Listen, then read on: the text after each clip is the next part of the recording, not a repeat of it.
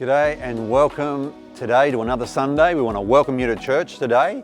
It's great to have you with us, and as our local church, it's good to have you, all you guys. I'm missing you face to face, but it's good to have you online with us. And maybe you're listening in for the first time. You don't normally go to church. We want to say a warm welcome to you as well. Great to have you with us. So as most of you are aware, I'm the director of Suncoast Christian Care, and while the world is closing in and shutting down around us, we're ramped up and continuing on just loving our community and giving out hampers to people who need it. We had a young guy who came in the other day. His family is quite sick in Brisbane, and he was up here on holidays on the Sunshine Coast.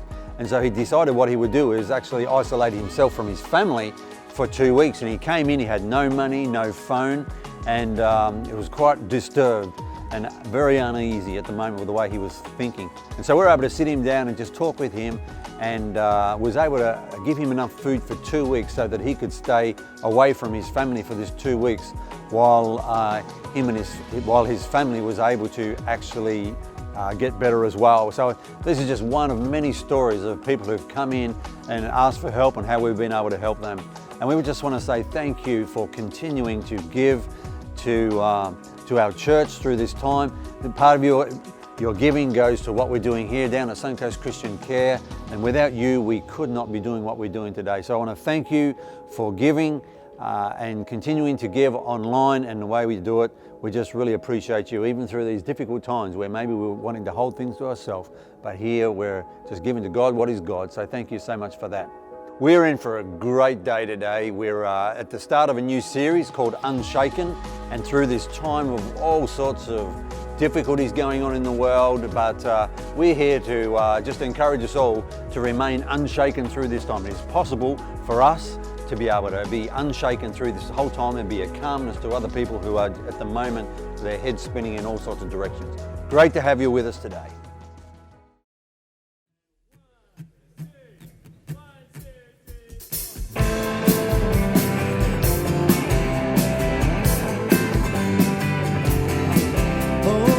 To the one who made the morning bright. Here's to the one who taught the stars to shine. Here's to the one who graced the dead of night. You pulled me from the dark, set my heart alight. Hey!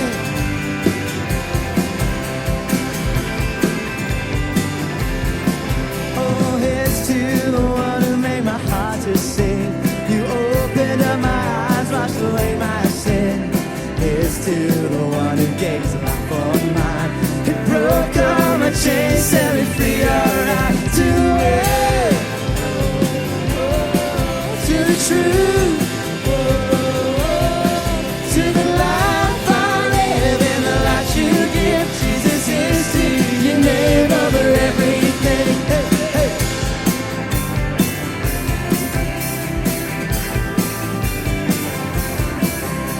Here's to all the things that your love has done. Here's to the way you wiped away my past. Here's to the future and the things to come. Here's to my Savior's everlasting love. To the way, to the truth, to the life I live, and the light you give. Jesus is to your name over everything.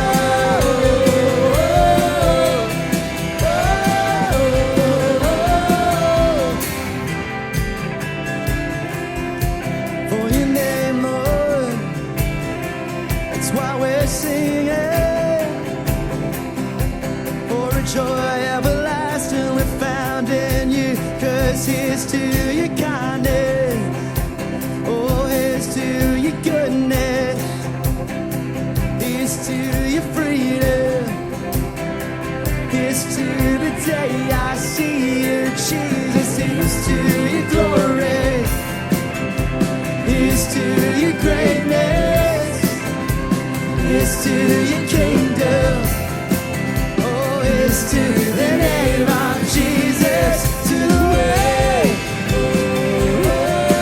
to the truth, to the life I live, and the light you give. Jesus is to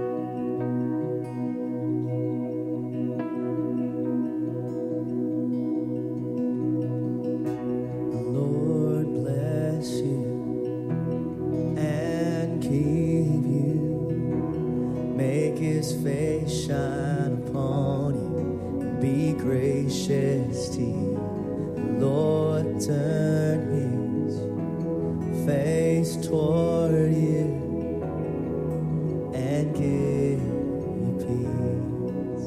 Lord bless you. The Lord bless you and keep you. Make his face shine upon you and be gracious to you. The Lord turn his face toward you and give you peace. Amen, amen. Amen. Amen.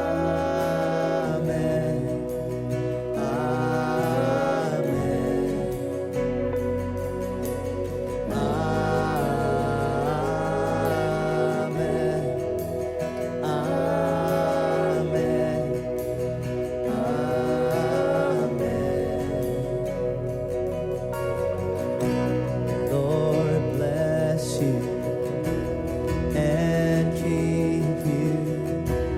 Make his face shine upon you. Be gracious to you. The Lord turn his face toward you and give you peace. Amen, amen. Amen.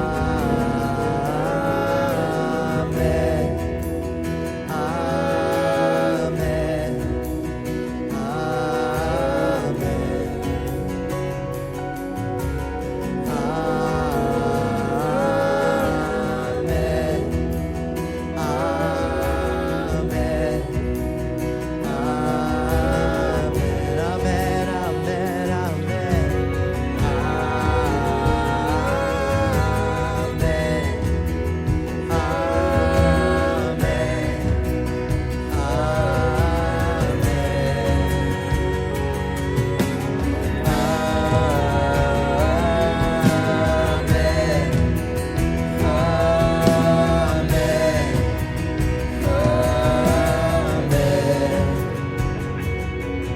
His favor be upon you and 1,000 generations, and your family, and your children, and the children, and the children. May his favor be upon you and 1,000 generations, and your family, and your children, and the children, and the children. May his favor be upon you and 1,000 generations, and your family, and your children, and their children, and their children. May his favor be upon you and 1,000 generations, and your family, and your children, and their children, and their children. May his presence, and his presence go before you and behind you and beside you, all around you and within you. He is with you, he is with you in the morning, in the evening, in your coming, and your going, and your weeping and rejoicing. He is for you, he is for you, he is for you, he is for you, he is for you, he is for you, he is for you, he is for you, he is for you, he is for you. Amen.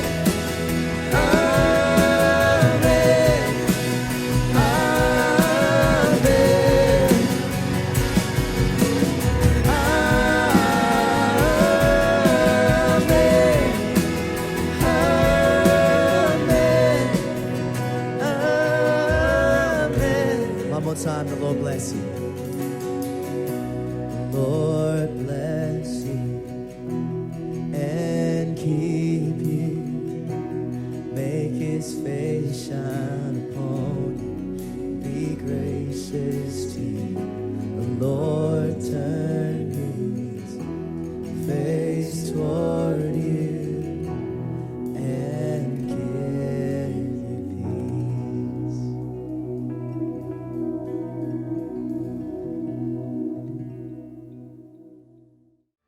Hi, I'm Russell Madden. I've been married 24 years to Helena and I have 4 children. And here's some of my story.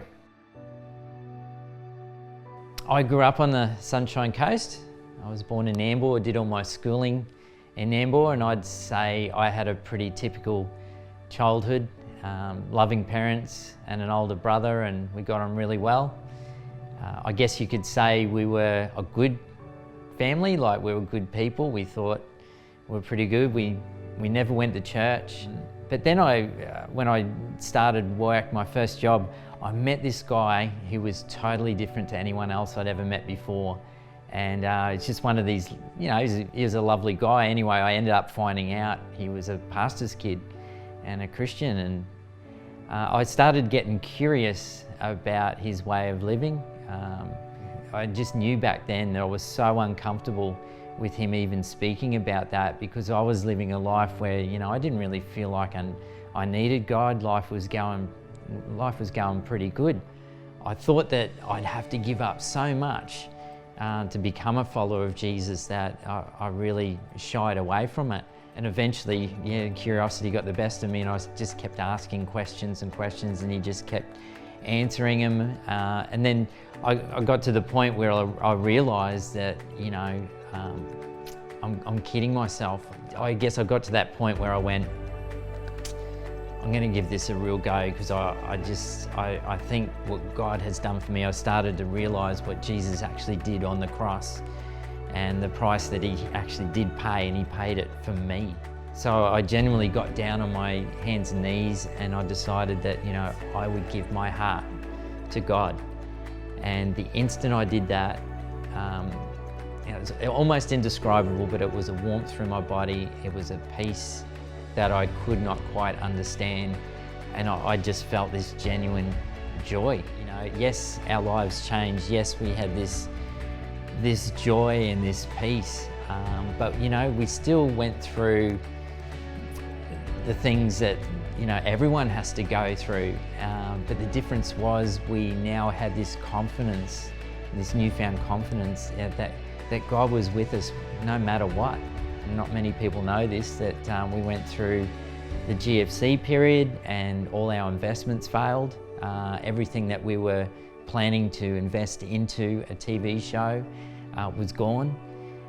We had no money left to actually start the show. And just in that time of GFC, like, honestly, we didn't know where we'd end up. We did lose everything. We had to sell our investment property. We had to sell our house just to clear, or try and clear out our debt. But during that time, you know, initially there were panic attacks and everything, but then had to grow our faith in God, our trust in God, coming to realize that, you know, our confidence in Him wasn't being shaken. Like, we just had to grow into it and allow God to actually take the wheel and steer us where He wanted us to go. One thing that I take away is, you know, when I gave my heart, I was in my early 20s, and I honestly thought that I had wasted so much of my life living my own way. And now that I was with God, I just wanted to do more and more and more. It's okay, God takes you where you're at, and you just don't know where He's going to take you in the future. But, you know, hold fast to Him, start studying His Word, reading His Bible, start praying to Him, and He will make Himself known. And I guarantee you'll experience that joy and that peace that surpasses all understanding, and you'll be on your way.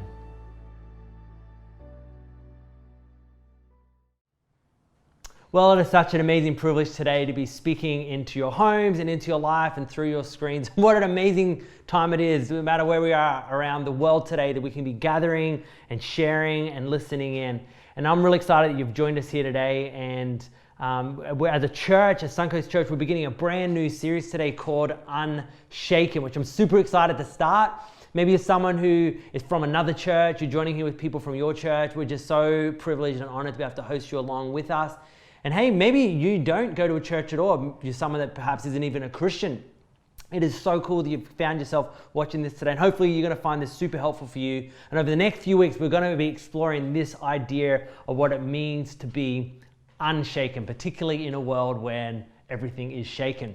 I can still recall one of the most terrifying moments of my life. It must have been about 18 years of age, and I had my license for around about a year.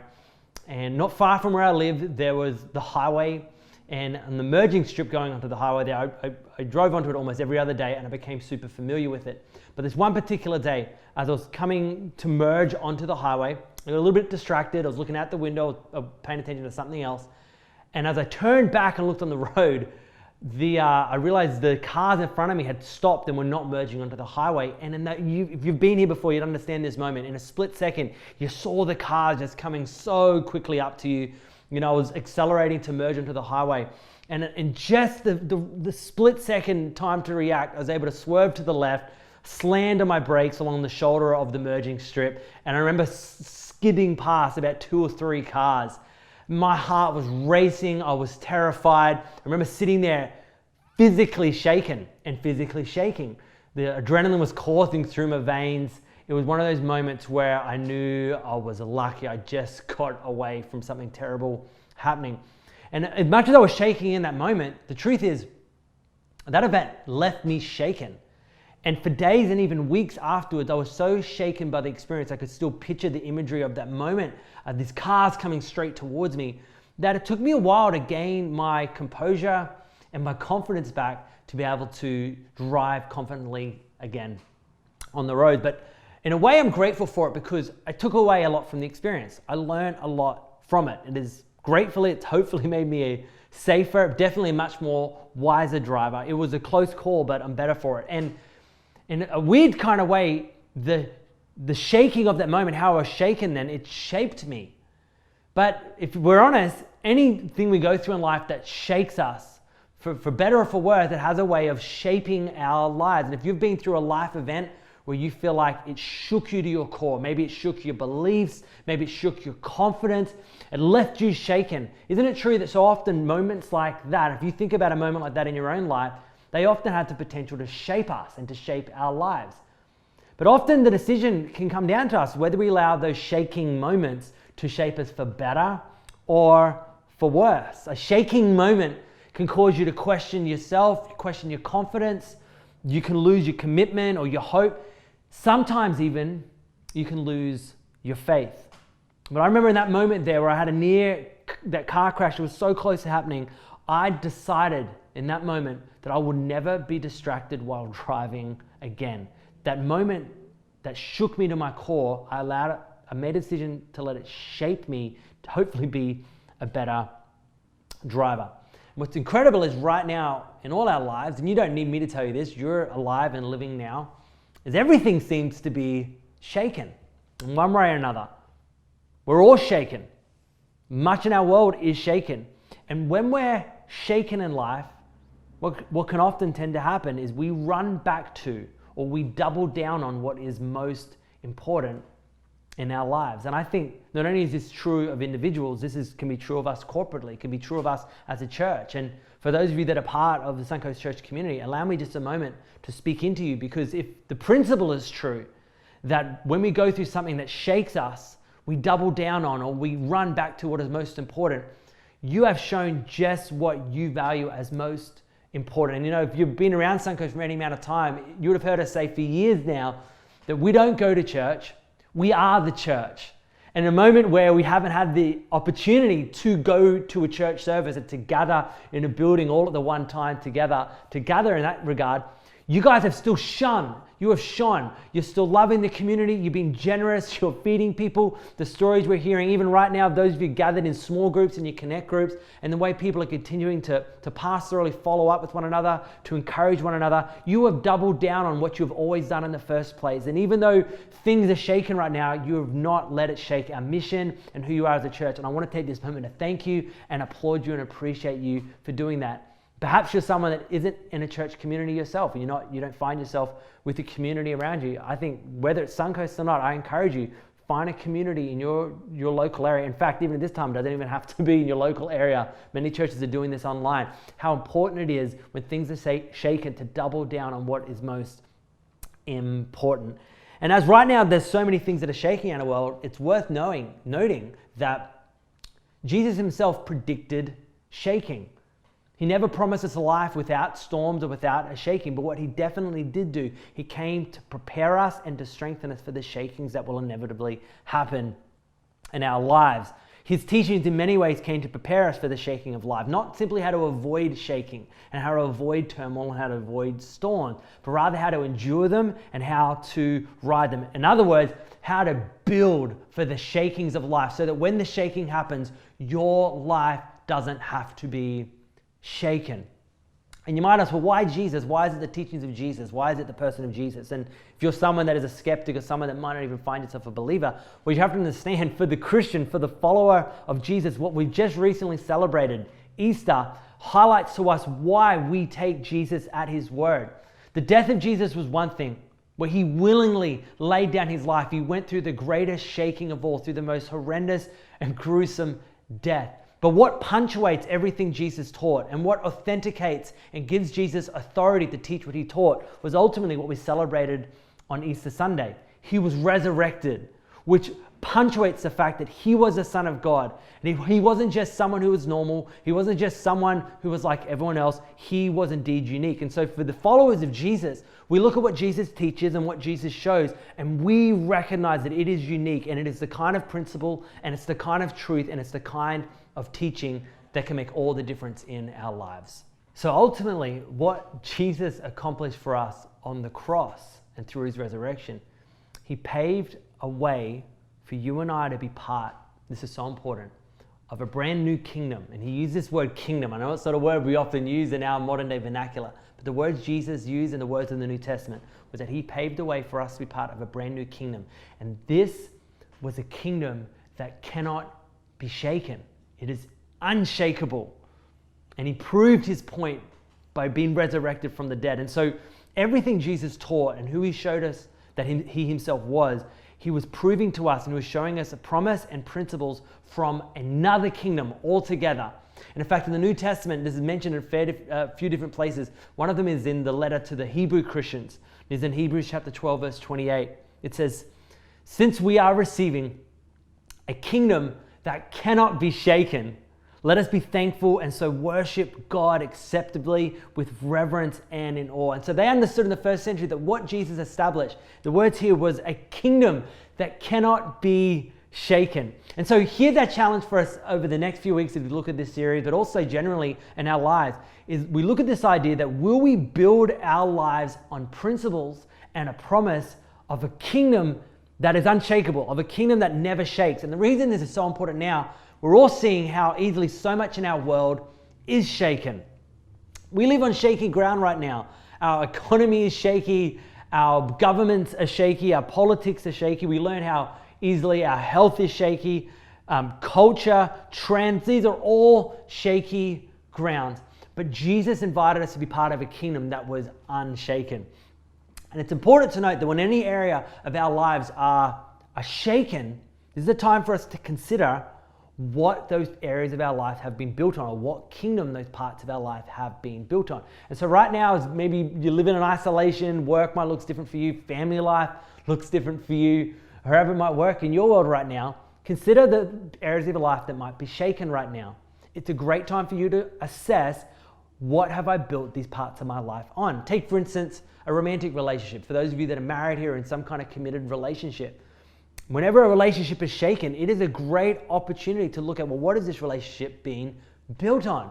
Has this relationship been built on selfishness? Has it been built on lust? What has been the foundations of it? And when something is shaken, you can go back and look at what are the principles.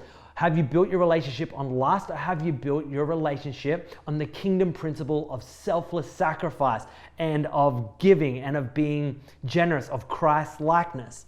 When your health is shaken, it's a great opportunity to look at, man, have I been a diligent steward of the body that my Creator has given me to steward with the time I've been put on this earth? Even with our mental health, when it's shaken, it's a good time to ask the question, what have I been building my thoughts on? Have there been healthy things? Have been things that have been distracting from my mental health? Even with our finances, again, many of us are experiencing this right now. And it is heartbreaking. Man, it is heartbreaking stuff. But it's a great opportunity to go, what have I been building my finances on? What principle? What world? Because if I've been building my life on the principles of greed and consumerism and hoarding and gain, man, that is shaky ground compared to principles of the kingdom, which are built on generosity, which are built on wisdom, and to be like Christ. This is such a great opportunity for us to allow the shaking to shape us, or in some cases to reshape us. And if there's an area in your life right now that all the shaking that's happening in the world right now is causing you to look at an area in your life that seems to be unstable and shaking, it's a great time for you to relook at them and go, can the shaking allow me to reshape this area of my life? Now, Jesus paints a picture and so vividly to illustrate this principle. And it was right at the closing statements in his most famous sermon, which is now known as the Sermon on the Mount. You can read it in a few of the Gospels, Matthew, Mark, Luke, and John. And a couple of times it's mentioned in some of those books where Jesus preached the most groundbreaking sermon you could ever imagine. He addressed how to engage with the world, how to engage with our neighbors, strangers, even enemies. Some of the stuff Jesus taught there completely rewired the way in which humanity ought to relate to one another. So many fascinating things he mentioned there, but as he brought the sermon to a close, his concluding words were remarkable. Let me read this to you. This is in the Gospel of Matthew, chapter 7 from verse 24. Again, this is the closing remarks of one of Jesus' most profound sermons that he ever preached. He said, therefore, as if to say, everything I just preached is there for this. Everyone who hears these words of mine and puts them into practice is like a wise man who built his house on the rock. The rain came down, the streams rose, and the wind blew and beat against that house. Yet it did not fall because it had its foundation on the rock. But everyone who hears these words of mine and does not put them into practice is like a foolish man who built his house on sand. The rain came down, the streams rose, and the winds blew and beat against that house, and it fell with a great crash. It's an amazing picture where Jesus compares and contrasts these two different builders, a wise builder and a foolish builder, arguably both with the same materials. And Jesus didn't criticize what they were building, didn't criticize the fact they were both wanting to build the same thing. They both had the same agenda. But he gave an unapologetic warning to the foundations in which these buildings were built on. And again, the contrasting ideas was one was wise and one was foolish. So here's the thing. We're all building something with our lives. If you think about the way you manage your time and your wealth and your energy and your resources, the way we spend it all, we're all ultimately building something. We're working towards something. And how incredibly frustrating is it when we have spent time and money and energy and resources building something only to find that what we're building eventually falls apart. I mean, is just the most annoying. If you've ever worked on a project before and you put so much energy to just see something fall apart, it can just be the most demoralizing thing. Yet this is the picture Jesus paints between these two builders. They've both built, both used the same resources, built in the same place, yet one, when the storms came and when the shaking happened, one endured, one lasted, whilst the other fell apart. And so Jesus here gives us a promise for the shakings that are inevitable in life. And he teaches us then how to endure them and how to ride them. Ultimately, what Jesus is encouraging us here is we are to build our lives in such a way as that we are to endure the storm and that we are to endure the shaking. And it's worth noting here that you are more durable than you give yourself credit for. And the way your Creator has made you, you are adaptable. And you are more resilient than you realize. But what often happens is the shakings in life and the storms in life reveal what you have built your life on. And ultimately the source that you tap into, or that in this case here, that you dig into, will unleash the God-given potential and the God-given strength inside of you. You have endurable potential. And Jesus is encouraging us here, and this is such a vivid picture, that we would build our lives on something that is so secure and so steadfast and so immovable that it will release the durable potential inside of all of our lives. So what I want to do here is just look at 3 practical applications, and then we'll finish, about what we can see as Jesus contrasts the foolish builder and the wise builder. The foolish builder and the wise builder. The foolish builder who built on sand, and the wise builder who dug deep, who went deep enough until he hit bedrock and was able to build his building on something firm, secure, and immovable. Here's my first point when it comes to being conscious of the life you're building that can withstand the shaking is this: don't be in a rush. Don't be in a hurry. If you think about the picture Jesus was painting here, again, both had the same plans to build houses, yet one was clearly in such a rush. He did not take the time or did not have the patience to dig deep.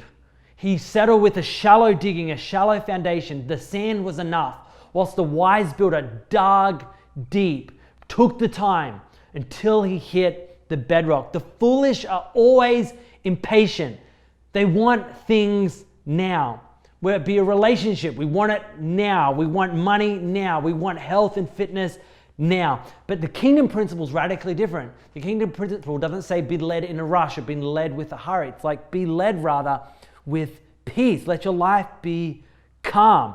And isn't it true that often life's biggest mistakes, I certainly know I've found this in my life, that often our biggest mistakes are made when we're in a hurry, when we're in a rush. It's often been said that the worst time to make big decisions are usually in the middle of a crisis or in the middle of a shaking. Often our worst financial decisions or worst relationship decisions are made in a moment where everything's shaken. And because we're so uncomfortable, we want to make a decision that gets us out quick and can often be the worst decision. C.S. Lewis put it this way. He said, you can't see anything clearly when your eyes are filled with tears. And so, if there's an area in your life right now that has been shaken, don't be in a rush. Take the time to dig deeper beneath the veneer of the surface of what we're going through. I know we were in church communities, we've often seen this time and time again when it comes to romantic relationships, how easy it is to progress things quickly and to move quickly to further stages of any relationships. But people who have any wisdom in a relationship will always say to someone starting out, take it slow, be calm, don't be in a rush, don't be in a hurry. The shaking of being patient will not shake you if you are not in a hurry. So the difference between the foolish builder and the wise builder is the wise builder took the time to dig deep. And this could be a time for you in your life, even in your faith, to dig beneath the cliches and maybe just the ideas and opinions of others, and to dig yourself and to find the deeper rock in which to build your life on. And that is something worth your time. And the second thing we can see here between the wise builder and the foolish builder, and the principle we can take here is this: listen to instruction and be prepared to be taught.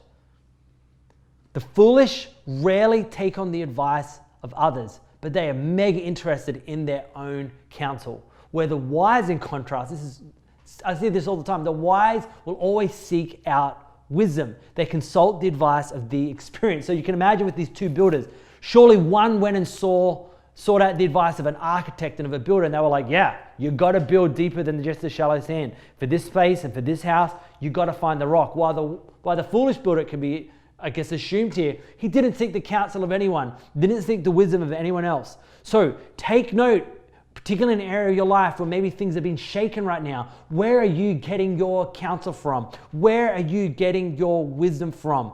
Don't take untried or untrue sources into your life that maybe have no wisdom backing them or have no proven fruit behind them. Avoid the internet for all you can. Seek out those who have fruit in their life and who are seasoned in their life, who have a proven track record. And this is one of the things why it's so important for us to be connected in a church community, because then you have the wisdom of a multitude of counselors around you. You've got people who are experienced in the scriptures.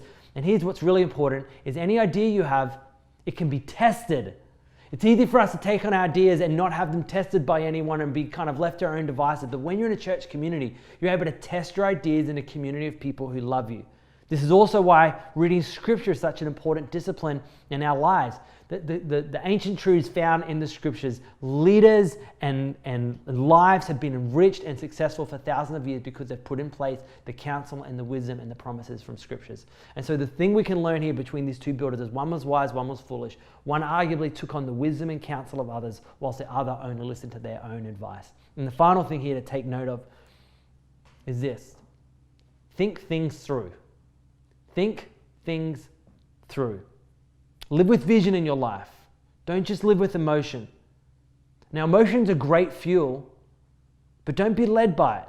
It's great fuel, but it's a bad leader. Consider your future. Plan for the long haul. And I look at these two men, the wise builder and the master builder. And I often wonder, in considering this picture that Jesus used, that if the foolish man stopped for a moment and when he built his house, considered, wow, this is a great place to build. It's obviously by a beautiful body of water. I don't have to dig deep. But if he just stopped and thought things through, he would have considered that what I'm going through now, the seasons now, might not always be like this. There might one day be a rainy season or a stormy season or a flooded season. And sure, the foundations that I've built are fine for now, but surely things are going to change. And if he just took time to think things through, perhaps he wouldn't have found himself in the conundrum where when the shaking happened, everything he'd built fell apart. And when it comes to our thoughts are an interesting thing. And just one, final thought about our thoughts is in moments where life is shaken and our thoughts can run away with us. And I even feel for many of us, maybe your thoughts are getting the better of you, or maybe your thinking can take you down paths where it can lead to worry and fear and anxiety. And we've all experienced it and can experience it in many ways, particularly when things are shaken. Here's what I find is super helpful, a question to ask that's super helpful to make sure you make wise decisions when you come to your thoughts. I often ask these questions of myself. When a thought enters my mind, before I entertain it, I ask these two questions. One, is it helpful? Is it going to help me get out of this? Is it going to help me get better? Is it going to help me be smarter? Will it help me take proactive action? So number one, is this thought going to be helpful? And number two, is it hopeful? If I follow this line of thinking, is it going to lead me to be hopeful for the future? And so consider that whenever a thought enters your mind. And I guess finally, Jesus painted this incredible picture about building our lives on a rock, and the difference between a wise builder and a foolish builder is whether or not you dug down into the rock. All through scripture, we see that the illustration of a rock is a picture and illustration of Jesus himself. And so in this season, where many things around the world are shaken, but even things in our own life might be shaken, here's what I want you to consider. Would you dig deeper than just the veneer of worldly wisdom?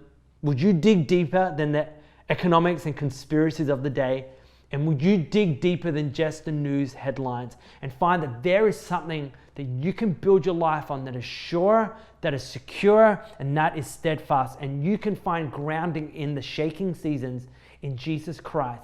And if you would put your hope in him, and if you would build your life on Jesus Christ, he will prove that he is the rock that can cause your life to withstand any storm and withstand any shaking. So here's my question to finish this, introduction for this series on. Would you consider how you're letting the current shaking, maybe it's the shaking of globally or it's the shaking in your own personal life, would you consider how you're letting the shaking shape you and determine that you're going to be a wise builder? I just want to take a moment to pray for you, and particularly for anyone here that maybe you've never put your trust in Jesus, you've never put your life on that rock. I want to lead you in a prayer right now. And you can pray this out loud, you can pray this quietly, you can pray it in your own heart, but this is a decision for you today to make a decision to put your trust in Jesus. And maybe you're someone who needs to recommit to do that. You need to make a decision in a brand new way in your life to put your trust in Jesus Christ. I want to invite you to pray with me today. Dear Heavenly Father, thank you so much for your love for us. Thank you for giving your life for us through Jesus Christ. And today we decide to put our trust in Jesus. We thank you for his death. We thank you for his resurrection. We thank you that he has forgiven us of all our mistakes. And today we choose to put our trust in you. Amen.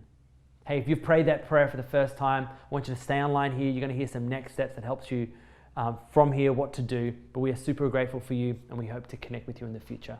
God bless. Maybe you prayed that prayer for the first time, and we'd love to hear from you. So if you'd like to go to our website, you can click on the link and contact us and we'll get in contact with you again, because we'd love to encourage you on in maybe your first steps with Jesus. Or you could even text yes to the number up on the screen as well. Well, it's been great having you with us today, and we want to say thank you for joining us, and have a great week. Let us know if you need any help. We're here to help you, and we'll see you next week.